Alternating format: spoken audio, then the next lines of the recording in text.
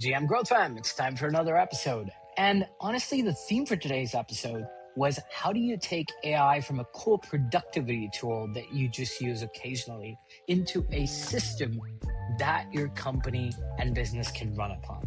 Today, I hosted Tahnee Perry, who's an AI advisor at 25, and honestly is one of the clearest voices when it comes to taking AI from experimentation into actual workflow and system building. I wanted this episode to be so practical that you take out your notebook and pen and take notes for the next 40 minutes. And honestly, my gut tells me you're probably going to be doing that. We tackled absolutely every single element that you currently are utilizing AI on and figured out how to use it better and how to build it into a system that's reliable, that's scalable, and that's actually going to lead to real business outcomes.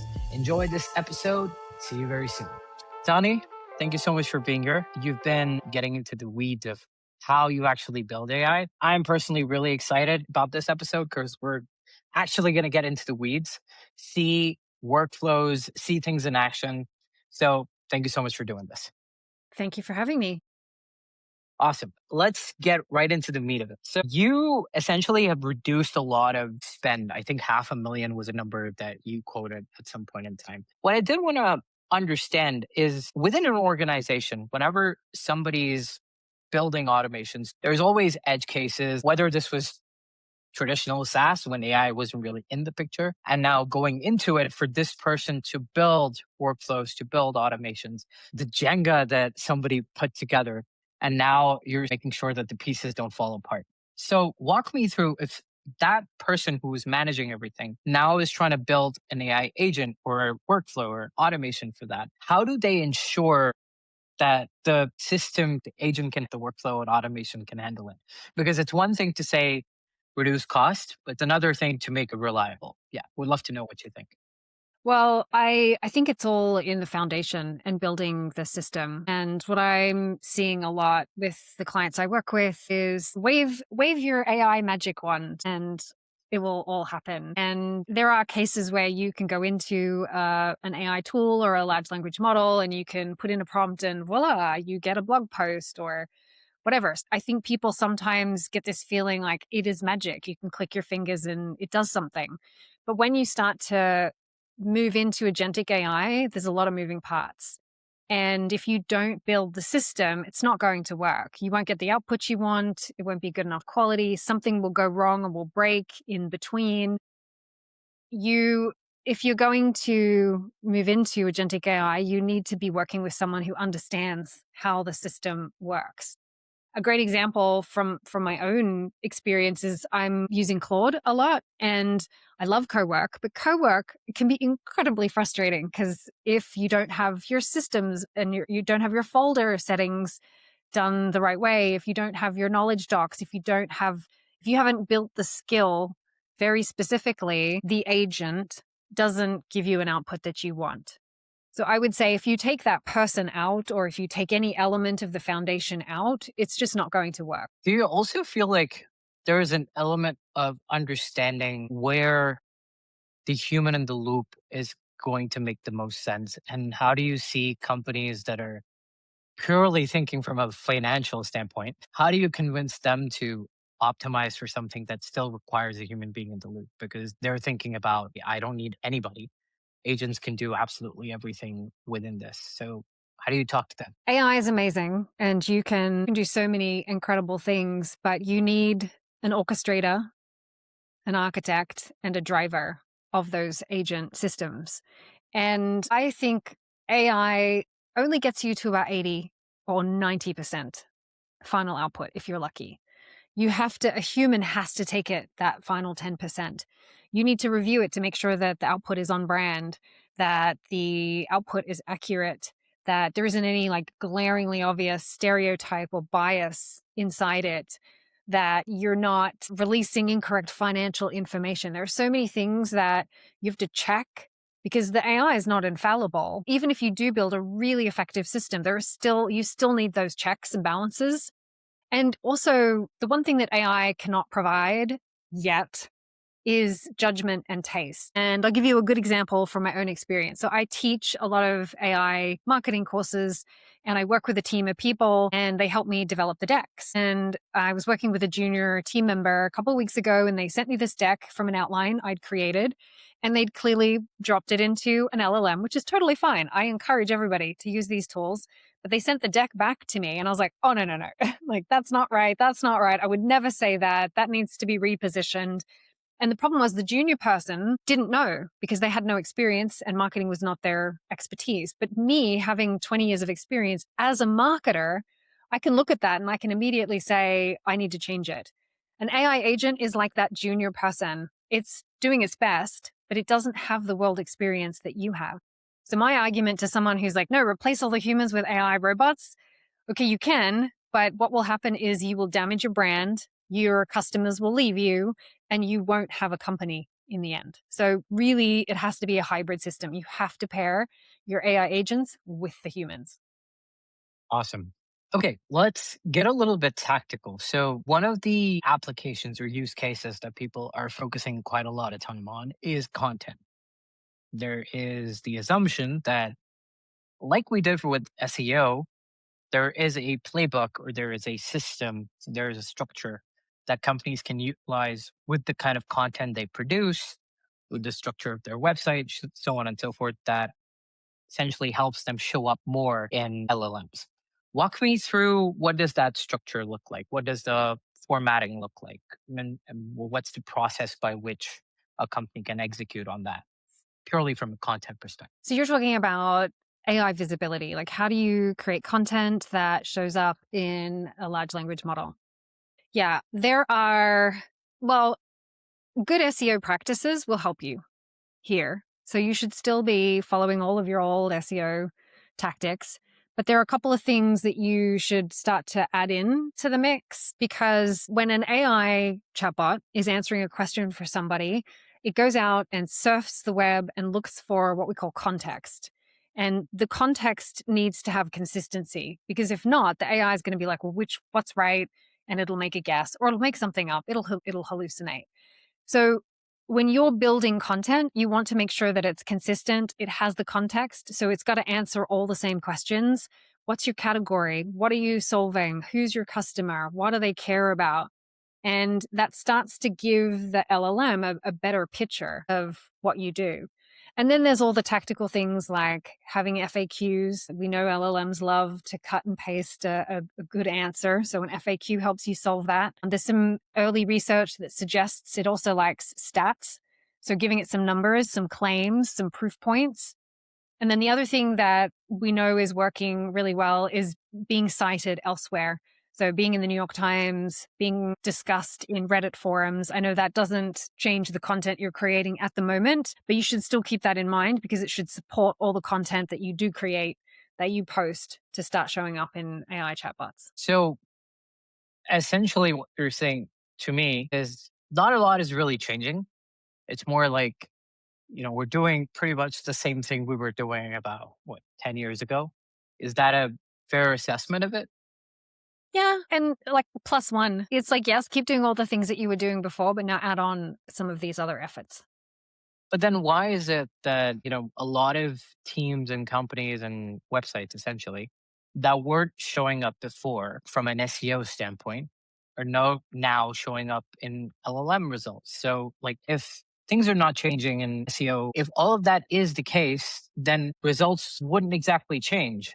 But that's not the case anymore. And we are seeing more companies that were on page 20 of Google show up in LLM results. So, why do you think that is happening? I think it's a bit of a black box. And I confess I'm not an AEO or SEO expert. I'm a marketer by trade. So I did this as part of my old purview. And I definitely work with clients who this is top of mind for them. But I think it's a lot of test and learn, create content, follow the structure, do the efforts that we know we're seeing evidence that are working and test them out for your brand and then see what happens. Traditional search isn't like people searching in a chatbot. What happens when when someone has a query in Google, it's something like best SaaS platform for sales enablement. But what they do when they go into ChatGPT is they say, hey, I'm a marketing manager at a mid-sized company with 15 employees and a customer base who's interested in XYZ, and I'm focused on these segments. What tool should I use? Right? Like that is a completely different type of search term. And because of all those different types of keywords, there's more context in that question. And Google, when you search Google with that very short phrase, it's only going on that phrase. Whereas the chatbot, it's a much richer query. So it's got more things to go out and look at. And I think that's why we're seeing that difference. Yeah.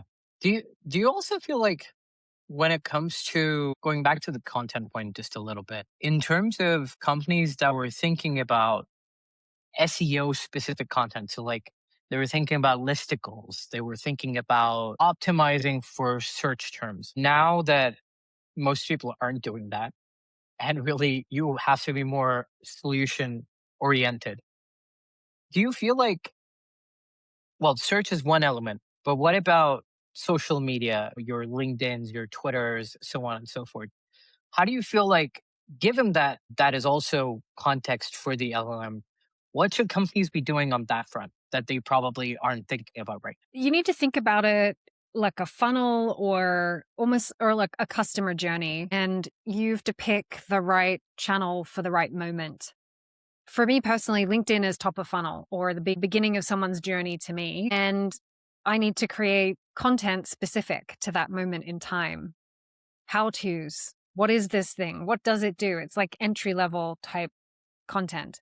And then as they move down the funnel, you change the type of content you're creating. What they're showing now in the data is that a lot of companies have much less traffic, but the traffic that is coming to their website is converting at a much higher rate. The other thing they're finding is that their top of funnel education content is just like it's ghost town. Nobody's reading it, nobody wants it because they're doing the education piece inside the LLM. And so as a marketer, when you're creating content, you're going to have to think, okay, maybe I still do need some educational content to feed the LLM. But for the human, once that human comes to my website, they need things that are lower down on the funnel, testimonials, case studies, factual comparison, cheat sheets, like things that really help them make an educated decision. So if I was a marketer at a company, I'd sit down and I would plot that all out. I would start with my customer. Who is my customer? What do they want? Where do they go? Where are they looking for these answers and when? And then map the content to each of those elements.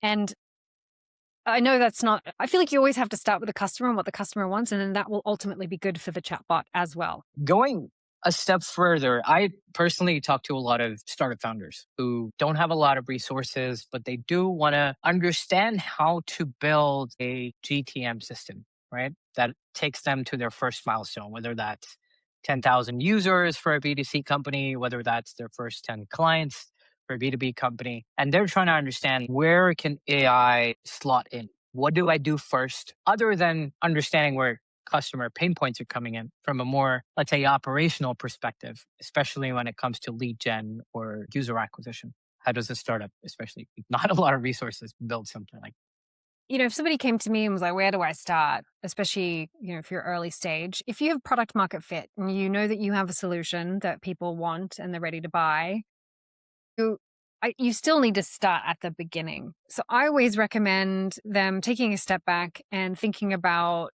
hey, we've got this product and solution. We know people want it, but what's your positioning? What's your messaging? Who's my ideal customer profile? Because defining all of that will really point you in the right direction. I've worked with a lot of startups where they literally have no idea who that is, or they have, I don't know, 10 ICPs. And I'm like, no, no, no. Like you need to have one. You need to be able to name this person that you're talking to. Because if you don't, then everything else will be unclear. And then that just has downstream effects, like we've said before. And once you understand your positioning, that's when you can start to build the system. And the second piece for me is the content, because the content is how you educate people, it's how they find you, it's how you feed the AI engines. And that content is where you can do all kinds of things. You can educate, you can build credibility, you can build a community of people who are enthusiasts for your solution or for a problem they're trying to solve. And then after you've done that, that's when you build your demand engine, if you will. You start to create your campaigns. You can build out you could maybe have an agent for inbound. You could build an outbound SDR system. And the reason it works at that point is because you have the supporting material behind you. You understand your positioning and your messaging, and you already have the content that you can lean on to feed that system. So I do it in that order.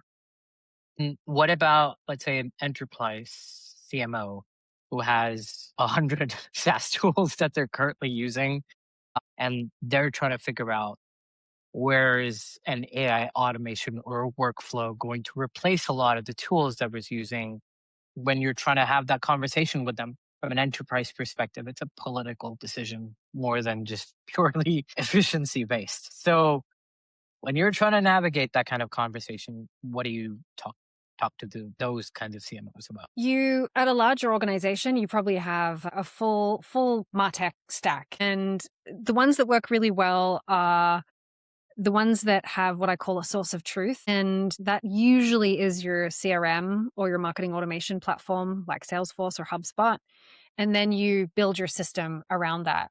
And I mean, there's like 15,000 plus marketing platforms and tools available today. So there's a lot of choice out there. I don't think you need hundreds of those, but you do need tools that support the whole system. So what I would say to a CMO is make sure you've identified your source of truth and all of the supporting platforms that you need as part of your tech stack. Make sure that they're all connected, that you've got all of the pipes set up, and that every tool is doing the job it's supposed to do. And then if your team come to you and say, we really want to try out XYZ, it's this new platform, it just launched, create a sandbox environment for that. And it could be like it's your little experimentation or pilot area. And people can sign up for things, they can test them out. But then if you start to see an ROI on that tool, it goes through a rigorous process. Okay, it has to go through security and compliance. Can we integrate it with our other tools? Is it going to give us a unique value that we cannot get from what we already have? And if all the answers to that are yes, you can move it into the full tech stack. But you do, as a CMO, sometimes you have to be the mean one and be like, no, you don't need that tool. You can do this job using what we already have today. I want to sidetrack just for a minute. Maybe I won't say controversial, but I also feel like it's fairly human. CMO that doesn't understand AI that well. Like I know a lot of, especially really senior people, who are senior VPs, director level people, some even at the C-suite level, that haven't fully grasped the concept of there are tons of functions within the marketing ops that can now be automated. And now they feel this almost anxiety of, okay, I'm a CMO. I have a team of 100 people. And now I'm behind on AI because maybe I didn't spend the time or like things are moving too fast and I have too many fires to put out. Have you faced a case like that where somebody was just not ready to have that conversation? Maybe, in fact, even like dismissive of it. Has that happened to you? And if yes, I would love to know how do you talk to a person like that? Well, less now than it used to. I remember, I mean, it was probably 2023. I was at a conference on AI and I was on a panel with someone, a CMO at a travel company, not to be named. And I said to him, what are you doing with AI? And he's like, oh, we tried it. It's terrible. We don't use it. And I was like, I gasped. I was like, what? Like, you're at this innovative company. You have a team of like 15 people. They should all be experimenting. I've had great success. And I didn't say it, but I was like, well, if it's not working, it's not the tool, it's the team. I will say I'm having those conversations a lot less now. And the conversations I'm having are my CEO and board have come to me and said, I'm not getting any new headcount or I have to make a riff. And the thing I have to work through now in the next 6 months is who to riff or how do I get the team to do more with what we've got today if they're keeping the team. And to do that, they need to think about, there's two elements to this. There's the change management, which is that internal emotional thing that you're talking about. Like how does your team feel about that? What are their fears and uncertainties? And The only way that you can address that is by talking to them and letting them express themselves and being honest about where your company is and where their team is, and giving them the tools to help themselves, to train, to know the tool, to be better, to produce more. And as a CMO, it's your job to provide them with that support. And then the second piece is, how do I structure the team? So if you're a CMO and you're being told you have to do more with less, so you have to make a riff, you have to make really conscious decisions about what roles do I need and what type of person do I need to fill them.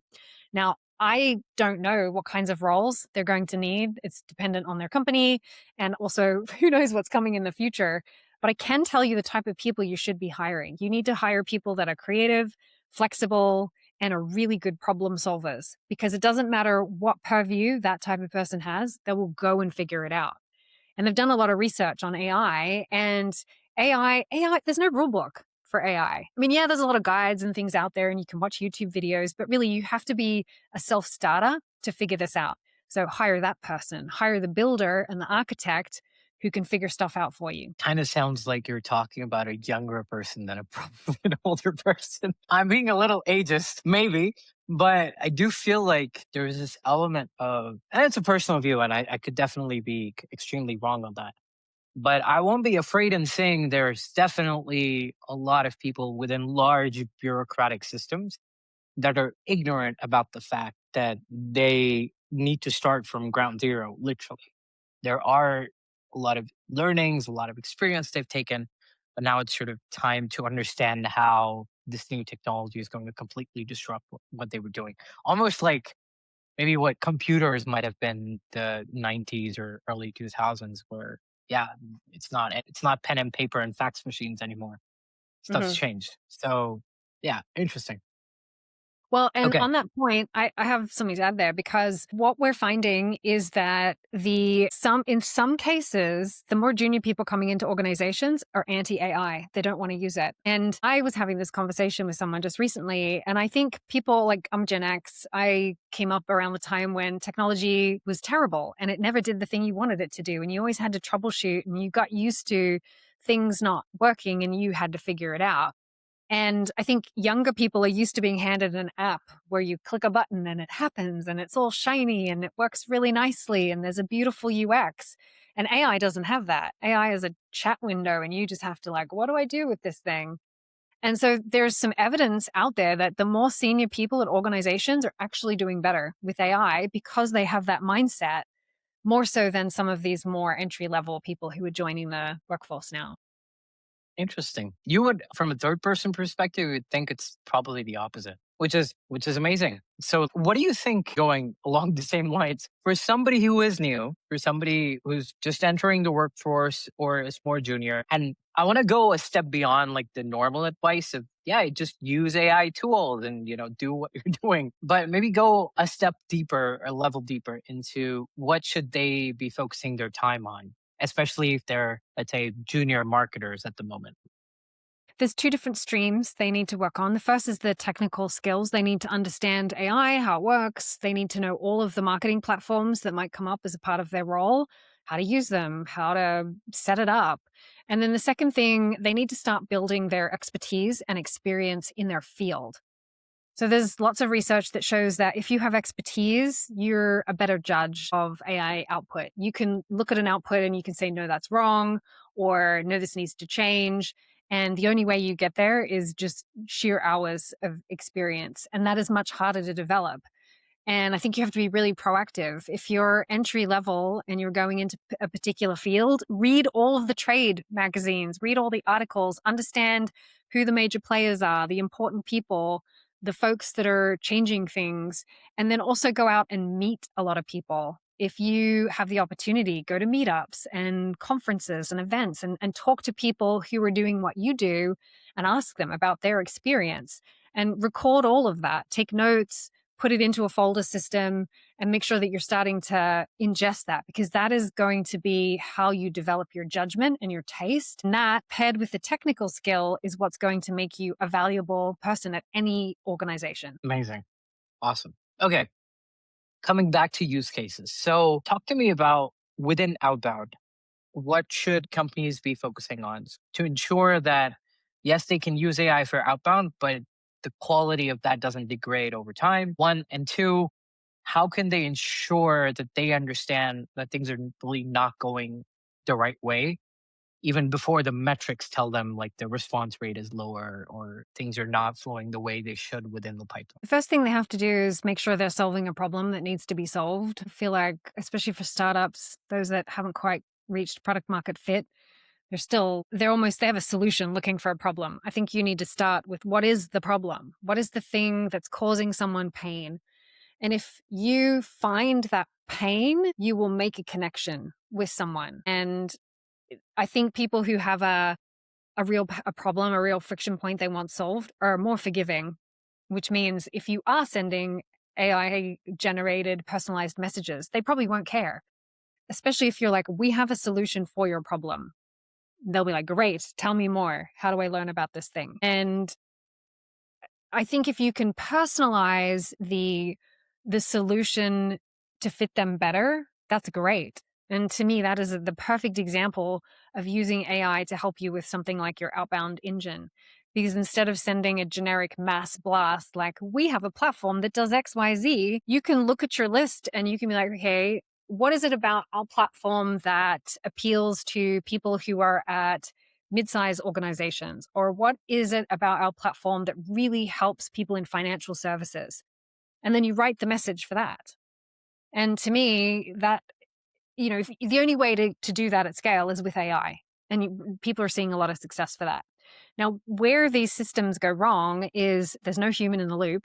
There's no one teed up to pick up the conversation when it moves beyond the AI agent's purview. And the personalization and the training of the model have gone bad. There's drift.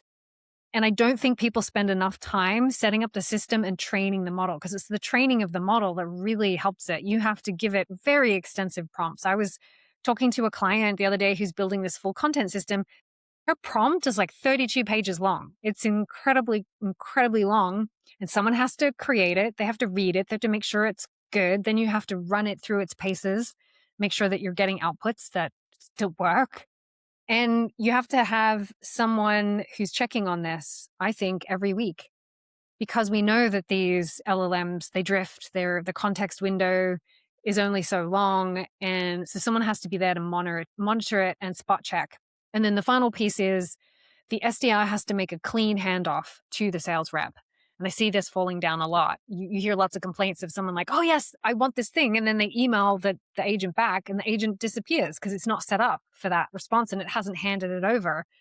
And so if you're going to do agent supported outbound, you just have to make sure you've got all of those pieces built and communicating together, or it won't work at all. So we're talking about personalization, but through relevance of the pain point to the specific ICP. I think that's really golden advice because I think personalization is generally taken in the context of, okay, I need to know something about this person specifically. That is amazing. And I send that in my outbound rather than focusing on, okay, the person has X problem. Can my solution, be the appropriate one for them? And the second piece you talked about was a 32-page long prompt. So how is that person avoiding something like context rot or like making sure that the LLM doesn't hallucinate within that 32 pages? I am really curious to know if there's a process to do that because that's something I personally struggle with as well. So would love to know. Yeah, and we talked about drift, and the way she's set it up is each agent does one thing, not multiple things. And she creates what she calls swarms. And then the swarm has a project manager. Now, I'm guessing you could do this for your outbound system. She does it for content. And the one with the longest prompt is the content creation, because that is the heavier lift. But she has like one that does research, one that does interviews their expert, another that does outlining, one that does drafting, and then there's a QA. So it's a single agent per, but the prompts are very long for each of them. But because they only do one, I think that it's a tighter purview for them and they don't get as confused about the task. And so maybe that's why she doesn't get, what did you call it? Context rot or Yeah, prompt rot? context rot. Yeah, Yeah, I haven't heard yeah. that phrase. It's a good one. So yeah, maybe that's how she overcomes that issue. What was the tool she was She's using? using a combination of tools. She Okay. has 11 labs, which it's a voice agent, and that's the interviewer or the journalist. She uses relevance to build the system or the swarm, and then she pairs them with Gemini gems for things like QA and criticism. So she's kind of got a whole system she's built out, but not using Claude Code. Interesting. Okay, cool. So jumping a little bit ahead to, we wanted to talk about on the specific context piece was what's a good example, what's a bad example of making sure that the content you have on your website is going to show up the right way within the LLM or not. You had a visual example, which I would love to show people. So I did a little bit of searching and I found an example here. They do web application development for the SaaS space because I think you'd asked about SaaS. And sorry if anybody listening is from Modern Labyrinth. Hopefully they're not. Or maybe if they are, this will help you improve your copy. So this is an example of what not to do. So here you have Modern Labyrinth specializes in developing custom web applications and SaaS platforms that solve complex business challenges. Whether you need a robust enterprise system, scalable SaaS platform, powerful progressive web app, we deliver real business value. And if you go down and you look at all their other little snippets of text, they're all very, very similar. And the challenge here is they're not saying anything. What is a complex business challenge? Well, we have no idea because it's so vague. Powerful progressive web apps, we have no idea what that does. Drive real business value. As you can see, it's just so generic. A human would read this and be like, I have no idea what this company does. And it's exactly the same thing with an AI engine. They'll be like, this is not helpful. It's not the kind of answer that we would ever deliver to someone who's searching. So that's a bad example. A good example is Gong. And I love Gong. They do great marketing and they have really kind of snappy campaigns. They have great copywriters. And I'm going to show you a couple of examples here. So the one I like best is down here. Increase reply rates with an AI powered sales engagement solution. So immediately you know what this solution is. And then send emails that can't be ignored. Great. We all want that. So what they're doing there is they're pinpointing immediately the pain point that you have. So for me, if I'm sending emails as a marketer or sales rep, they're speaking to me because this is a problem I have.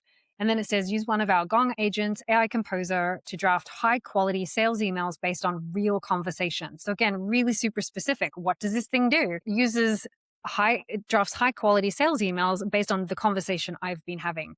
Save time, scale outreach, and book more meetings. So it's outlining the benefits really super clearly, boom, boom, boom. And then finally, on average, Gong Engage users see a 34% higher response rate.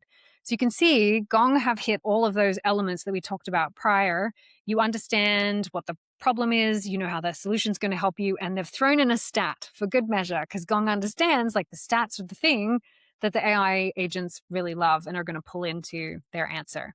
So there's two examples, a good one and a bad one. One thing on the stats I was curious about, like in terms of positioning the stat on the website, if let's say I don't have stats or let's say I don't have credible stats, does that significantly impact the probability of you showing up with an LLM results? Or do you feel like that's not the case? I don't know for sure. I think you'd have to ask someone who's got a lot more expertise in AEO than I do. I think if you're a marketer and maybe you can field some research where you can get access to some stats. We know Google and the AI chatbots all love unique content. They love recency, so anything that's fresh. And it's probably well worth the effort of going out and fielding a study in your topic.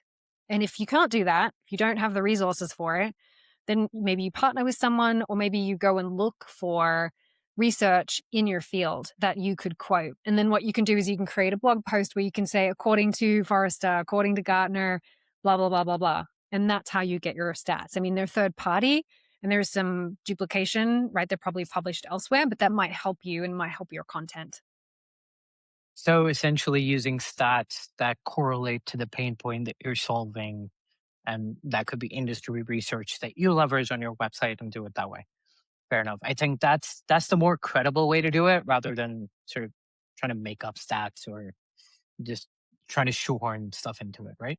I wouldn't make stats up. I think people will see through that really quickly and it's not going to help you. And then once you've damaged your brand reputation, it's not worth hacking the algorithm, if you will. I think there's better ways to do it. And I mean, you could do a quick pulse survey. I mean, go pulse your community on LinkedIn and you can be honest. You could be like, hey, this was a survey of 200, maybe it's 100 people or 50 people, but be honest about where you got the stats from. And I think that's okay. Yeah, fair enough. And a lot of buying software right now is also happening exclusively through LLMs. A lot of people are actually not showing up on the website. And maybe if they do, they're already so far along, let's say, decision funnel that it's just about, okay, I need a confirmation of whether the software I'm buying is the kind of software that I do want to buy for my company. When it comes to decisions like that and when you're trying to optimize it, would you say that it's pretty similar to everything that we talked about, or is there something additionally that companies can do to ensure that even if a client is not coming to their website, the LLM themselves has enough context to make sure that your solution is the one that gets picked? Yeah, you need to make sure that you have all of the information on your website that an LLM might need to feed that answer. Product descriptions and details, pricing, all the context, your category. So, yeah, everything we talked about before, just make sure that that's on your website. It's easily crawlable by these AI agents so that it can then present that answer for you inside the chatbot. And what about companies that are using these LLMs to write some of these pain point based content? If your competitors did similar research and are using the same model to get similar data, despite the nature of the LLMs going towards the average in terms of the output, that tends to happen. So, how do you talk to a company about building a system that can avoid sounding average, even though they've done the legwork of research? Yeah, I think it has a lot to do with training the model or training the tool you're working with. You have to have your brand guide, your positioning, your messaging pain points loaded up with conversations you've had with customers. If you just drop in a prompt like describe this thing, it's going to be generic. So I'd say train it and feed it as much unique information as you possibly can. Yeah, makes sense. Okay, final question for you, Tahnee, is you yourselves do a lot of writing content. You've built workflows for companies. I would love to know what your personal workflow looks like at the moment. What automations have you built? What workflows have you built to make your life easier at the moment? I am loving Claude at the moment. I love Claude Cowork, and I've spent a lot of time building up my systems, my folders, having all of my knowledge documents, and then also building all of my skills. So I think if anyone else is trying to build out their systems, it's well worth the investment in time of thinking about your workflows and what's causing you the most pain, and then sitting down and working with your LLM of choice to start optimizing that. Thank you so much for doing this, Tony. I know you have a pretty busy schedule, and this was honestly, I'm going to take a pen and paper after this, sit down and make extreme notes because this was extremely tactical. So thank you. I loved it. Thank you so much. Thank you for everyone who tuned in. See you in the next episode. GM and bye bye.